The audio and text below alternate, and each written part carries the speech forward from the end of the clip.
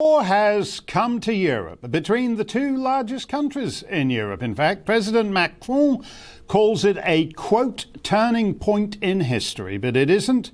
Not really. That's just the hyper-narcissism of the present tense. Permanence is the illusion of every age, and that's particularly true in an age of mass media that enables you to live in a hyper-present tense, to hold the moment, as Goethe's Faust wanted to.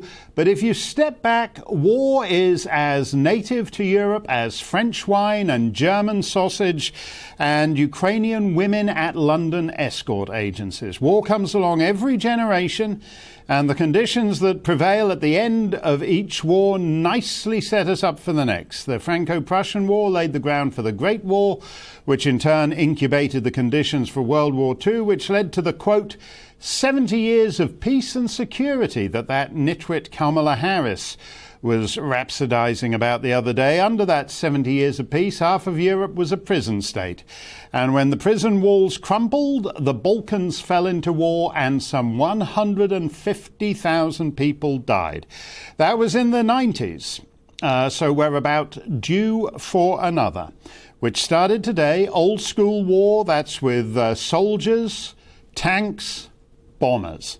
The question is whether it's a contained war, as in Yugoslavia, or it spreads. Belarus has already indicated it would like a piece of the action. Ukraine is unusually central to world affairs these days. Ukrainians are the biggest donors to the Clinton Foundation. Don't ask me why. I guess they just like ponying up millions for a speech by Chelsea Clinton on diarrhea in Africa. Joe Biden's family, his brother, his son, himself, have made millions from their Ukrainian, quote, business interests.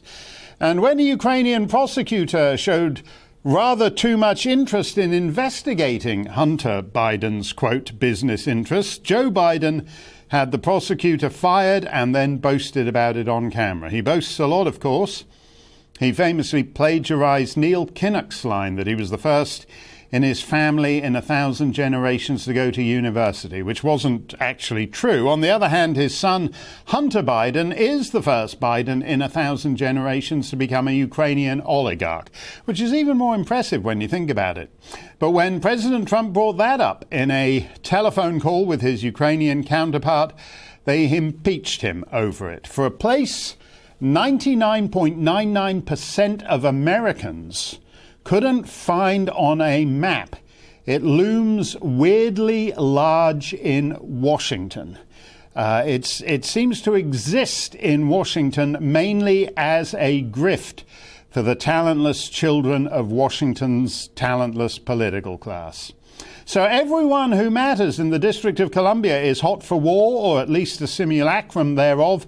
And the 300 million Americans who don't matter want no part of it whatsoever, because the fall of Kabul is still fresh in their minds. So it's a weird situation in the United States right now, because the Republicans looked like they were going to clean up in the midterm elections later this year and reverse what happened in November 2020.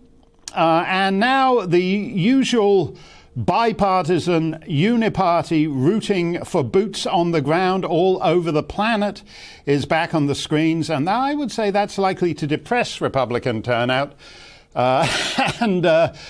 because it's going to distract people from how lousy Biden has made everything on the domestic front. So all these idiot Republican Party senators talking up war, boots on the ground, are back on the screens. Lindsey Graham and other unlovelies. And Republicans may just sit on their hands this November. Let me know what you think. GB Views at gbnews.uk. You can tweet me at GBNews.